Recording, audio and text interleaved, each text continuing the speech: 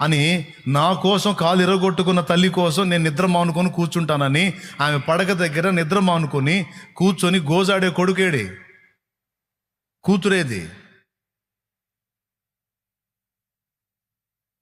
గోజాడాడు. తెల్లవారుజాముకి answer వచ్చింది. తెల్లవారు నాకు బండి కట్టే పని లేదు, ఇక మామూలుగా అయిపోయింది. యేసుప్రభు ఏం మారలా, యేసుప్రభు శక్తి కూడా మారలా. మన భక్తి మారింది, మన భారం తగ్గింది, మన విశ్వాసం సన్నగిల్లింది. ఈరోజు సరిదిద్దుకుందాం. దేవుడు నిన్న నేడు నిరంతరం ఒక్కటి రీతిగా ఉన్నాడు. యేసుక్రీస్తు నిన్న నేడు నిరంతరం. హెబ్రీ పత్రిక 13:8 మాట ఉంది.